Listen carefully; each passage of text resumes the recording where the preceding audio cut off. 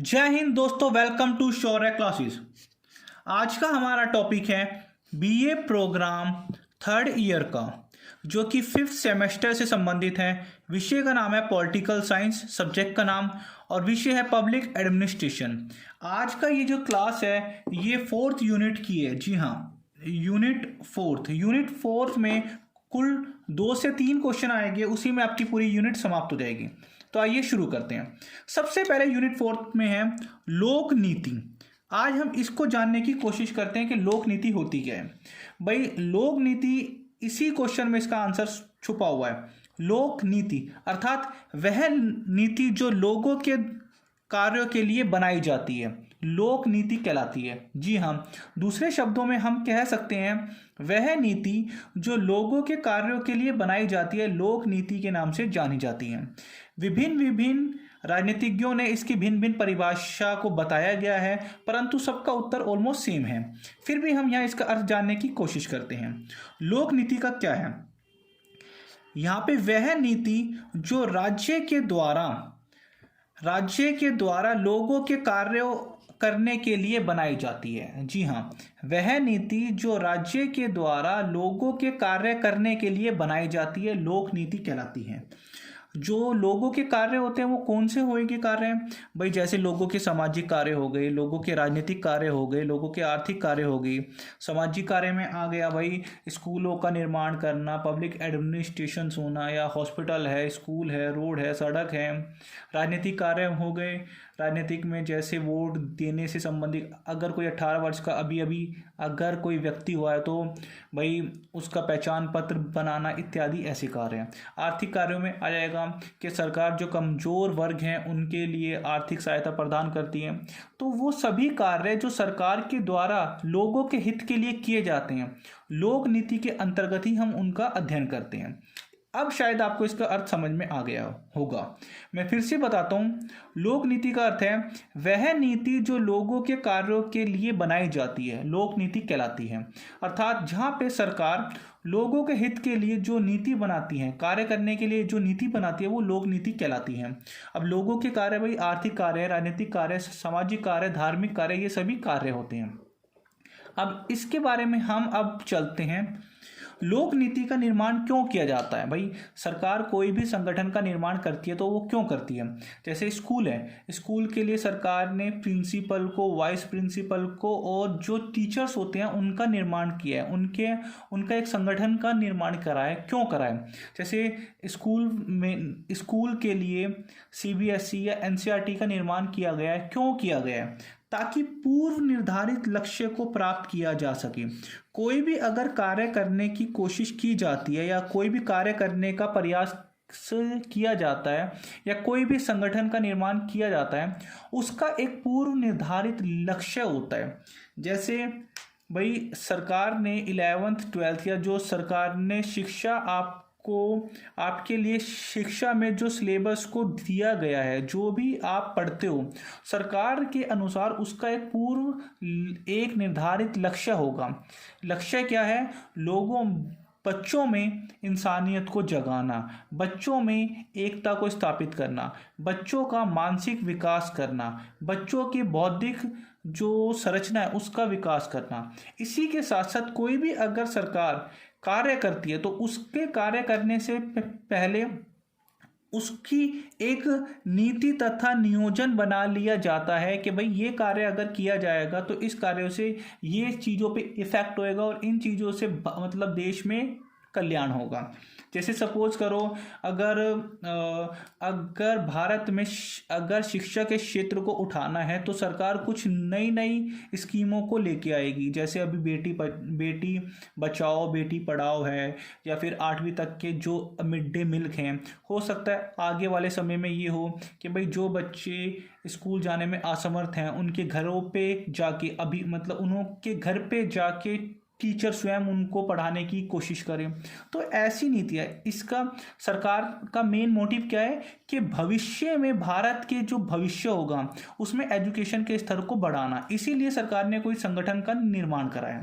तो इसमें क्या होता है, लोक नीति में क्या होता है, सरकार किसी चीज़ का नियोजन करती है। नियोजन का अर्थ है किसी भी लक्ष्य को प्राप्त करने के लिए एक योजना के द्वारा कार्य करना। जी हाँ, जैसे जब आप लोग 12th क्लास में थे, आप में से बहुतों का ये मानना था कि भाई मेरे मेरे 95% आने चाहिए।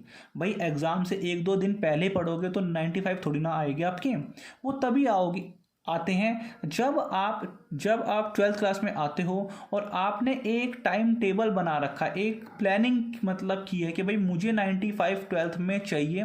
तो वो कैसे आएगी, जब आप अपने कमज़ोर विषय को ज़्यादा टाइम दोगे, ज़्यादा अच्छे से पूरे साल पढ़ोगे, तब आपकी 90 to 95 आएगी।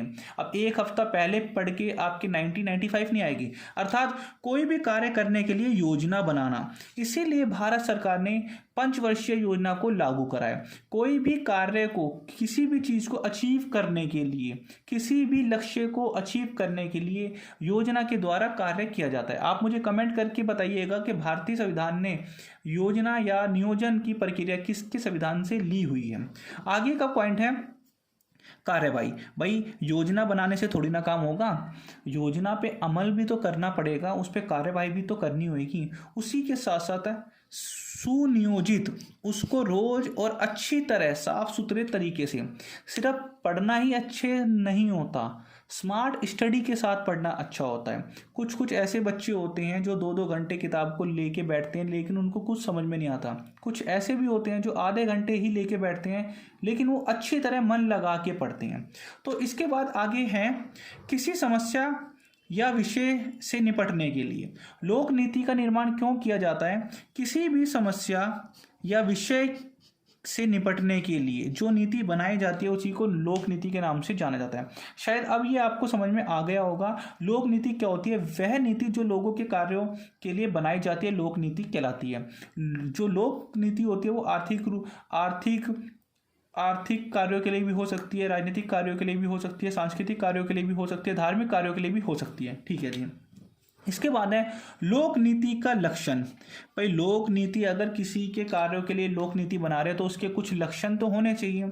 आपने जो टाइम टेबल बनाया है, आपने जो प्लानिंग करी है वो क्यों करी है, उसका मेन कारण क्या है। आपका मेन मोटिव था कि भाई 90% बोर्ड में लेके आना।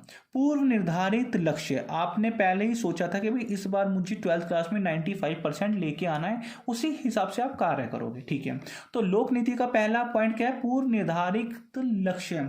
अब भाई सरकार अगर कोई भी आयोग खोलती है तो उसका पहला कार्य ये होता है कि इस आयोग के द्वारा ये चीज़ को फायदा होगा, या एजुकेशन के स्तर को बढ़ाने से क्या होगा, भारत में बेरोजगारी कम होएगी, भारत में असमानता कम होएगी, भारत का जो नैतिक विकास होएगा। इसी के साथ साथ है लोक नीति का एक लक्षण और भी है, समस्याओं का हल। भाई अगर आप कोई भी नीति बनाते हो तो उस नीति का मेन एक लक्षण क्या होता है, समस्याओं का हल करना। समस्या वो किसी प्रकार की हो सकती है, आर्थिक, राजनीतिक, सांस्कृतिक, सामाजिक, धार्मिक। जब आप कोई नीति के अनुसार, योजना के अनुसार कार्य करते हो, जैसे आपने 12th में 95 आए हैं, तो अब आपको पता हो रहा है यार मेरा जो समस्या है वो हिस्ट्री में है, या फिर पॉलिटिक्स साइंस में है, या फिर इकोनॉमिक्स में है, वो थोड़ा हार्ड विषय है, तो आप उसका अभी से हल करने की कोशिश करोगे, है ना, उसको ज़्यादा टाइम देने की कोशिश करोगे। तो लोक नीति के अंतर्गत भी यही होता है कि किसी भी समस्या को हल करने के लिए ऐसे कार्य या ऐसी नीतियों का निर्माण किया जाता है जो कि अपने लक्ष्य की प्राप्ति कर सके। इसके बाद है सामूहिक परिश्रम। लोक नीति कोई एक व्यक्ति की नीति नहीं होती, ये पूरा संगठन होता है। जब भी आप लोक प्रशासन या पब्लिक प्रशासन पर पढ़ते हो तो ये पूरा संगठन होता है। जैसे आपके स्कूल में क्या एक ही मैडम पूरे स्कूल को चलाती है, नहीं। अगर प्रिंसिपल है तो वाइस प्रिंसिपल होती है, एचओडी होता है, हिस्ट्री की अलग मैम होती है, साइंस की अलग होती है, मैथ की अलग, साइंस, एक पूरा संगठन होता है। तो लोक नीति का लक्षण क्या है कि ये सामूहिक रूप से कार्य करते हैं। जैसे अगर आप किसी सरकारी हॉस्पिटल में जाते हो तो पहले कहीं पे फॉर्म फिल होएगा, उसके बाद कहीं और आपको जाना होगा, उसके बाद कहीं और। अर्थात ये एक व्यक्ति के द्वारा ना होकर पूरी सामाजिक संरचना के द्वारा किया जाता है। इसके साथ साथ है एक सुनियोजित नीति। लोक नीति का एक मुख्य लक्षण क्या है, यहाँ पे जो भी कार्य किया जाएगा वो एक योजना के द्वारा एक सिस्टमेटिक तरीके से किया जाएगा। अगर आपको वीडियो पसंद आए तो वीडियो को लाइक कीजिए, शेयर कीजिए, और अभी तक आप चैनल पे नए हैं तो चैनल को सब्सक्राइब कीजिए। बस थोड़ा सा, ये ज़्यादा नहीं है। इसके बाद क्या है, इसके बाद है आपका भाई लोक नीति के प्रकार। आपसे क्वेश्चन ये पुट किया जा सकता है कि लोक नीति का क्या अर्थ है, लोक नीति के प्रकार क्या है, और लोक नीति के विश्लेषण या उसका महत्व क्या है। अब लोक नीति के प्रकार, ये आपके शॉर्ट नोट्स में भी क्वेश्चन आ सकता है कि भाई लोक नीति के कितने प्रकार हैं तथा उनके प्रकारों का अर्थ बताइए। लोक नीति के कुछ प्रकार हैं, सिंपल से। अब आपको लोक नीति का अर्थ आ गया। लोक नीति का पहला प्रकार है वितरण। वितरण का अर्थ है, दूसरा है पुनर्वर्तन, तीसरा है नियामक, चौथा है मूल नीतियां, पांचवा है प्रशासनिक व्यवस्था। पहला जो पॉइंट है वितरण में बताया गया है कि सरकार जो भी कार्य करती है वो इस प्रकार से करेगी कि सभी वर्गों के फायदे के लिए हो। जैसे सरकार ने अगर स्कूल बनाया है, सरकारी स्कूल या सरकारी हॉस्पिटल जो होते हैं, क्या उसमें सिर्फ एक व्यक्ति ही जाता है, क्या एक ही जाति का व्यक्ति जाता है, या एक ही कास्ट का व्यक्ति ही जाता है, क्या अमीर ही जाता है? नहीं। जो वितरण है सरकार के, जो लोक नीति के जो कार्य होंगे वो इस प्रकार से होंगे, वो सभी के लिए होंगे। अर्थात ये जो वितरण की व्यवस्था की गई है ये बेसिकली कमजोर वर्गों के लिए की जाती है, जैसे कि सरकारी स्कूल हो गए, सरकारी अस्पताल हो गए, या सरकारी यातायात के साधन हो गए। तो यहाँ पे बोला गया है पहला लोक नीति का एक प्रकार है वितरण। वितरण में उन सभी कार्यों पर देखरेख की जाती है जो कि सामाजिक स्तर के होते हैं, जैसे या जो कमजोर स्तर के समाज में होते हैं, जैसे शिक्षा के ऊपर, स्वास्थ्य के ऊपर। शायद अब ये पॉइंट आपको समझ में आ गया होगा। इसीलिए सरकार इस नीति के माध्यम से लोगों को शिक्षा प्रोवाइड करा रही है, उनके स्वास्थ्य को बेहतर कर रही है, जो कमजोर व्यक्ति हैं उनका विकास कर रही है। दूसरा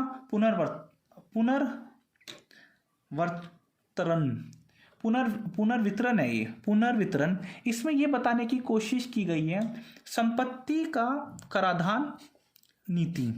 यहाँ पे ये बताया गया है सरकार ऐसी प्रकार की नीति बनाती है जिससे पुनर्वितरण हो जाए। जैसे कि इसमें ये बताया गया है कि सरकार क्या करती है कि अमीरों से ज़्यादा टैक्स लेके गरीबों के ऊपर खर्च करती है। जैसे भाई कोई अमीर व्यक्ति है उससे ज़्यादा हाउस टैक्स लिया जाता है, इनकम टैक्स भी लिया जाता है, और उसी पैसे से फिर सरकार 2 रुपये किलो गेहूँ, 3 रुपये किलो चावल गरीबों और कमज़ोर वर्गों के ऊपर खर्च करती है। इसी के साथ साथ अगला पॉइंट है नियामक। जैसे सरकार ऐसे प्रकार के नियम बनाती है इसमें जो कि समाज में एक प्रकार की सीमा को निर्धारित कर देती है। जैसे शराब है, तंबाकू है, ऐसी नीतियाँ बनाती है जो एक सीमा को निर्धारित कर देती है। जब कोई व्यक्ति शराब पीता है तो शराब की बोतलों पे साफ साफ लिखा होता है ये स्वास्थ्य के लिए हानिकारक है, या कोई भी व्यक्ति अगर तंबाकू खाता है तो साफ साफ लिखा होता है कि भाई इससे कोई रोग, शारीरिक रोग या फिर कैंसर हो सकता है। इसी के साथ साथ जो शराब है या जो तंबाकू है ये कोई भी व्यक्ति अपने घर में नहीं बना सकता। सरकार ये उन्हीं को ही मान्यता प्राप्त, मतलब उन्हीं को ही ये इसका कॉन्ट्रैक्ट देती है जो कि सरकार की नीतियों का या सरकार के कार्यों को पूरा करता है। इसी के साथ साथ अगला जो पॉइंट है, एक मिनट,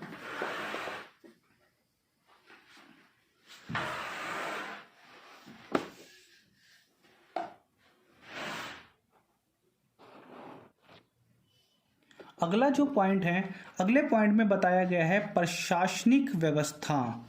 जी हाँ, जैसे प्रशासनिक व्यवस्था लोक नीति का एक प्रकार है जिसमें ये बताने की कोशिश की गई है कि भाई जो भी आपकी फीस होती है या जो भी आपका चालान कटता है या जो भी आप सरकार को लाइसेंस के रूप में जो फीस प्रदान करते हो उसका एक अलग से प्रशासन होता है। जैसे अगर आप ड्राइविंग लाइसेंस बनवाना चाहते हो तो आप लाइसेंस के लिए सरकार को कुछ ना कुछ फीस देते हो, तो ये भी एक प्रकार से लोक नीति का एक प्रकार है। इसी के साथ साथ अब यहाँ पे बताने की कोशिश की गई है कि लोक नीति विश्लेषण का महत्व। भाई लोक नीति, अब जब आपका 12th का रिजल्ट आ जाता है, अब आपके जो मार्क्स हैं वो उतने नहीं आए जितने आने चाहिए थे, आपने जितनी मेहनत करी है। तो इसके ऊपर भी हम एक एग्जाम्पल से समझ सकते हैं कि सरकार ने जो भी लोक नीति बनाई हुई है उसके ऊपर विश्लेषण अति महत्वपूर्ण है। अर्थात विश्लेषण का अर्थ है सरकार की नीतियों पर हमें ध्यान रखना पड़ेगा कि सरकार ने जो संगठन या जो कानून या जो नीतियाँ बनाई हुई है क्या वो वाकई में ही वो कार्य कर रही है, या उससे ज़्यादा कर रही है, या उससे कम कर रही है। लोक नीति का विश्लेषण का महत्व क्यों इम्पोर्टेंट है? वो इसलिए इम्पोर्टेंट है ताकि हम ये जान सके कि भाई सरकार ने जो कार्य किया है क्या वो कार्य सही है। जैसे कि हर 5 साल में चुनाव होते हैं, हर 5 साल में जब चुनाव होते हैं तो जो न्यूज़ वाले होते हैं वो पहले ही बताते हैं, या फिर आपके आसपास के जो भी बड़े बूढ़े हैं वो पहले बताते हैं भाई इस पार्टी ने कार्य किया है या इस पार्टी ने कार्य नहीं करा। इट मीन्स जो रियलिटी है वो आपको बताने की कोशिश की जाती है उसके विश्लेषण से, उसके हल से। जैसे सरकार लोक नीति के विश्लेषण का पहला पॉइंट में क्या है, हम सरकार के कार्यों के बारे में जानते हैं कि सरकार ने क्या किया, सरकार ने ये क्यों करा और सरकार ने ये कैसे करा। अर्थात सरकार कोई भी कार्य अगर करती है तो वो क्या कार्य करती है, वो कार्य करने के पीछे सरकार का क्या मंशा है, उस कार्य करने का मतलब उसके बाद क्या मतलब हल होगा, ये सभी चीज़ों का विश्लेषण हम लोक नीति में करते हैं। जैसे आपने 12th पास करी तो आपने 95 का लक्ष्य रखा था पर आपके 85 आए, तो अब आप ये सोचोगे कहीं ना कहीं तो मिस्टेक हुई है। जैसे इसी के साथ साथ है सरकार की नीतियों को समझने के लिए हमें लोक नीति का विश्लेषण अति महत्वपूर्ण है। भाई लोक नीति में ये हम इससे ये जानते हैं कि भाई जो पुरानी सरकार ने जो कार्य करे हैं अगर वो अच्छे करे हैं उससे जनता का विकास हो रहा है, आर्थिक विकास, राजनीतिक विकास, सांस्कृतिक विकास, सामाजिक विकास, तो आने वाले 5 सालों में हम फिर से उसे चुन के वापस सरकार में लेके आएगी, अन्यथा नहीं लाएगी। इसके साथ साथ है नीतियों का अधिक कुशलता। आप लोक नीति के विश्लेषण से ये जान सकते हैं कि भाई सरकार ने जो नीतियाँ बनाई हैं क्या वो कुशलता से आपको समझ में आई है, क्या वो कुशलता से उस पर सरकार ने कार्य करा है। जैसे कि सरकार कमज़ोर वर्गों के लिए कुछ पैसा या कुछ डोनेशन प्रोवाइड करती है पर वो नीचे तक आते आते उसमें भ्रष्टाचार अगर बहुत अधिक होता है तो वो कमज़ोर वर्गों के लोगों तक नहीं पहुंचता। तो अगर जब इसके ऊपर कमेटी बनती है तो वो जांच करती है तो उन्होंने ये पाते हैं कि भाई इसमें भ्रष्टाचार हुआ है। तो लोक नीति के विश्लेषण का महत्व ये है कि किसी भी कार्य को कुशलता से किया गया है या उसमें नहीं किया गया, उस कार्य को कुशलता से नहीं करा गया। अगले पॉइंट है समस्या को समझने व निपटने के लिए। भाई अगर कोई भी कार्य या संगठन का निर्माण किया गया है, उस कार्य को करने के दौरान कोई समस्या आ जाती है तो उससे निपटने के लिए भी सरकार ने जो नीति बनाई थी क्या वो नीति पूर्ण रूप से लाभकारी सिद्ध हुई है या नहीं।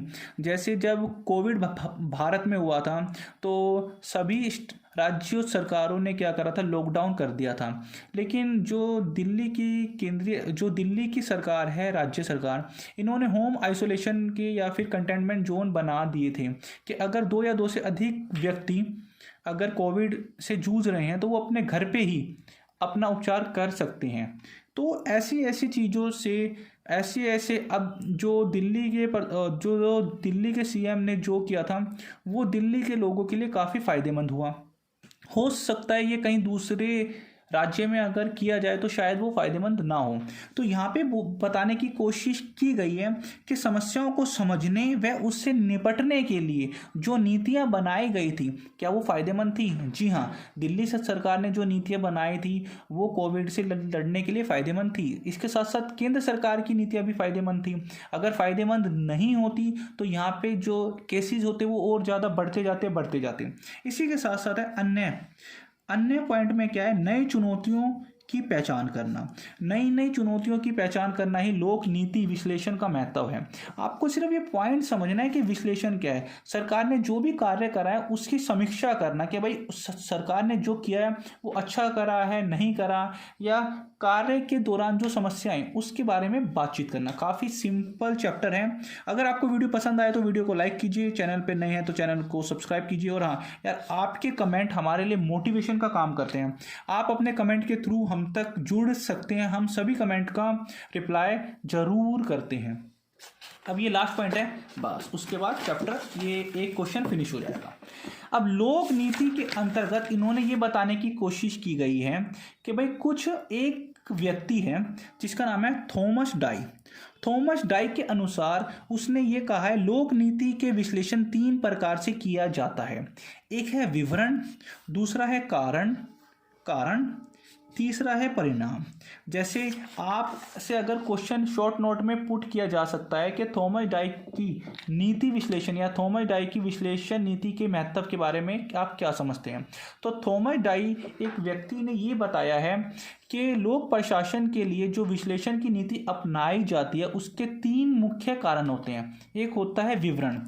विवरण का अर्थ होता है समझने में मदद की जाए कि सरकार क्या कर रही है और सरकार क्या नहीं कर रही। अगर आपसे कोई ये पूछता है कि हाँ भाई मतलब उस पार्टी के बारे में आप क्या जानते हो, तो आप पहले उस पार्टी के बारे में तभी बता पाओगे जब उस पार्टी के बारे में आपको समझ होएगी कि भाई वो उस पार्टी ने क्या काम करा है और क्या काम नहीं करा।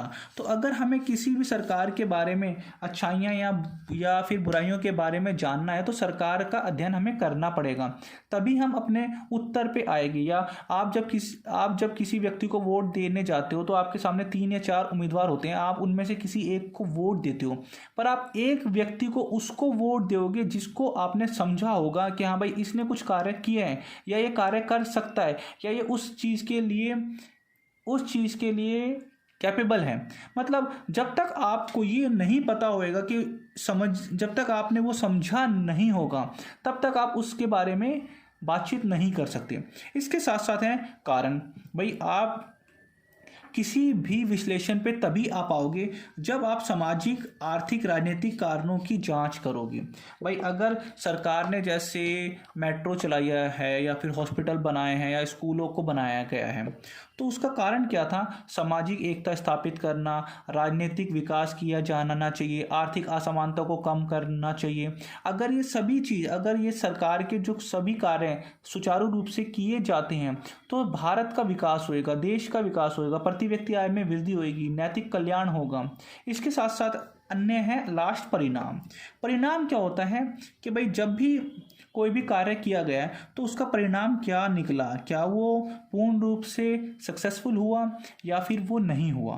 परिणाम का मूल्यांकन करना जो कि अभी हमने कर दिया। भाई जैसे आपने 12th अभी पास करी, आपके 95 आपका एम था, आपकी 85 आए, तो 10 जो मार्क्स थे आपने कहीं ना कहीं सोचा कि कहीं ना कहीं मेरे से मिस्टेक हुई है। तो अब आपको फ्यूचर में ऐसी मिस्टेक ना हो तो आप फिर से कभी कोई चीज़ के लिए जब प्रिपरेशन करोगे तो आप अब एक सुनियोजित व्यवस्था के द्वारा अपने गोल को अचीव करने की कोशिश करोगे। इसके साथ आप अपनी स्ट्रेटजी में भी बदलाव लाने की कोशिश करोगे कि भाई जो परिणाम आए हैं क्या आप उससे संतुष्ट हो, क्या आप उससे संतुष्ट नहीं हो। अगर संतुष्ट हो तो आप उसी वे में आप चलते जाओगे, अगर संतुष्ट नहीं हो तो आपको अपना रास्ता या आपको अपना कार्य करने का स्टाइल में चेंज करना पड़ेगा। इसी के साथ साथ जो परिणाम आए उन परिणामों के हिसाब से ही आप भविष्य की नीति का निर्माण करोगे। जैसे सिंपल सी बात है, अगर इंडिया है, इंडिया में अगर 5वें नंबर पे या फिर 8वें 9वें नंबर पे इंडिया में क्रिकेट टीम की बात हो रही है, 8वें 9वें नंबर पे कोई ऐसा बॉलर है जो अच्छी बैटिंग भी कर सकता है, 7वें 8वें नंबर पे आता है तो और उसने 2-3 मैच जिताए भी हुए हैं, तो आपसे उससे उम्मीद हो जाएगी कि भाई फ्यूचर में ये 8वें नंबर पे या 7वें नंबर पे अच्छी बैटिंग कर सकता है बॉलर होते हुए भी। तो शायद ऐसा ही है, जब उसने रिजल्ट दिया, उसने अच्छे रन बनाए 7वें 8वें नंबर पर भी, तब आपकी उम्मीदें उससे बढ़नी शुरू हो गई कि हाँ भाई ये भी कर सकता है। तो अगर आपको ये चैप्टर समझ में आया हो तो कमेंट करके ज़रूर बताएं। आपका कमेंट हमारे लिए मोटिवेशन का काम करता है। वीडियो पे नए हैं तो वीडियो को लाइक कीजिए, चैनल पे नए हैं तो सब्सक्राइब कीजिए। और आपके 1 या 2 क्वेश्चन और आने हैं इस वीडियोस के, इस यूनिट के, उसके बाद ये 4th यूनिट पूरी समाप्त हो जाएगी। आपके 30 मार्क्स के अराउंड इस यूनिट में से क्वेश्चन पूछे जाते हैं। वीडियो अच्छा लगे तो वीडियो को लाइक करिए। जय हिंद, जय भारत।